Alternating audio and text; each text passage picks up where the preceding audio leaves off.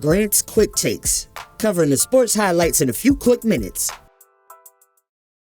It's time to go beyond the headlines, cause I don't put in overtime just so I can headline. Okay, now it's Fox Sports, I'm live with Renee. Going hard every day, sports rapping every play. Different segments for your favorites, coming at you daily with positive vibes. Yeah, we some game changers. Basketball, football, soccer, with different interviews, you never know who may pop up. Listen, only on Beyond the Headlines. This is Beyond the Headlines.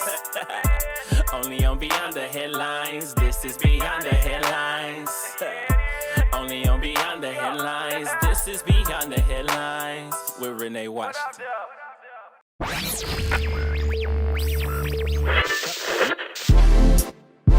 Yeah.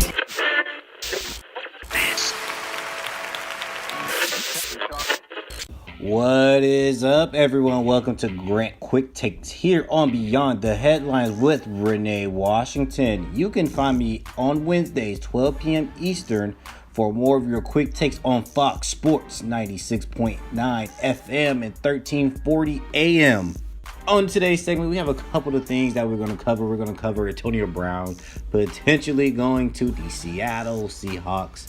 That'll be pretty interesting seeing him on the 12th man, with that fan base and a culture change, And then we got Colin Kaepernick status changing in the NFL from retired to free agent. Now, let's talk about Antonio Brown and this Seattle Seahawks business. Potentially going to Seattle. A lot of fans are happy about that because why? They're a star quarterback, they're a franchise quarterback, Super Bowl champ. Russell Wilson saying he would love to have Antonio Brown. He would love to add Antonio Brown to the roster. Now, the Seahawks seemingly want their offense to be the focus of the team in 2020. Russell Wilson loves the idea. Antonio Brown to Seattle. Should it happen? But no, it shouldn't happen. Now, the fans of the 12th man, don't be fooled. Your Seattle Seahawks have loaded up on offense in 2020, period. Clearly, Seattle thinks getting their offense. Now, let's talk about Antonio Brown and this Seattle Seahawks business. The way they should is the way to win the Super Bowl.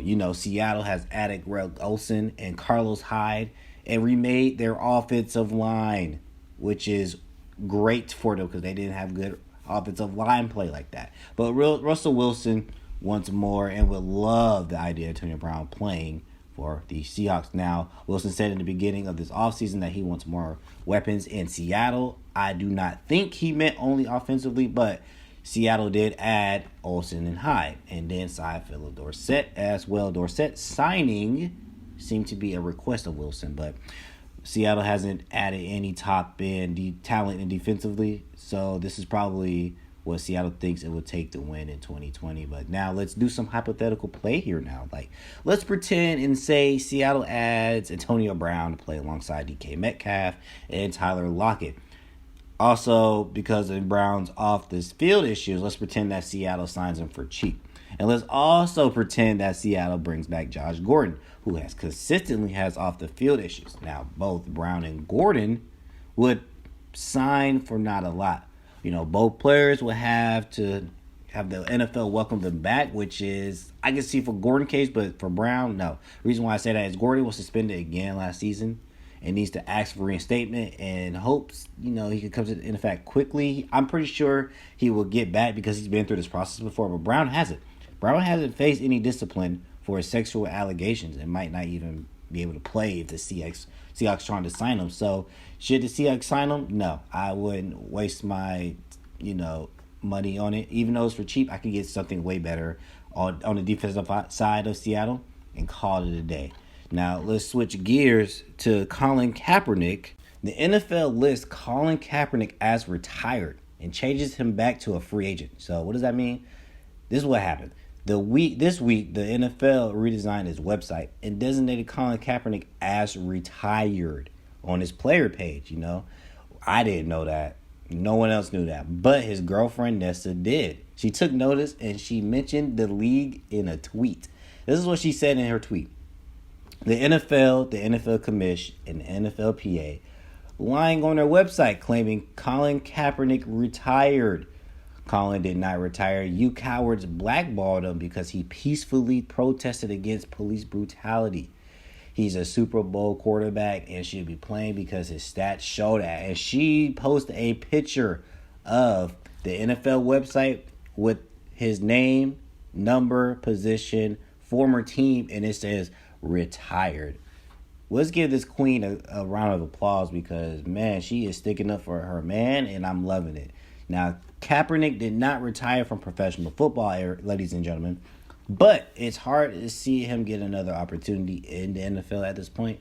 You know, the quarterback will turn 33 in November, and he hasn't played in more than 3 years. His last live snap was in January in 2017. You know, late last year, the league organized the open workout for Kaepernick.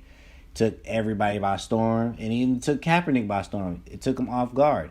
He responded by not showing up to the showcase at, the Falcons facility. It's holding his own personal combine at a different location in Georgia.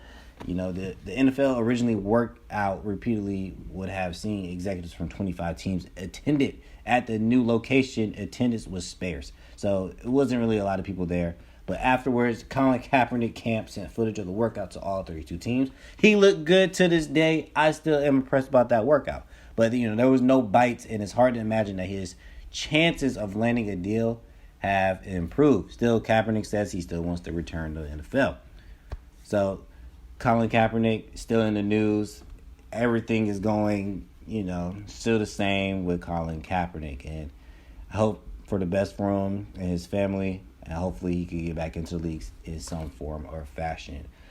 That concludes this week's segment of Grant Quick Takes here on Beyond the Headlines with Renee Washington. You can find me Wednesdays 12 p.m. Eastern for more of your quick takes on Fox Sports at 96.9 FM and 1340 AM.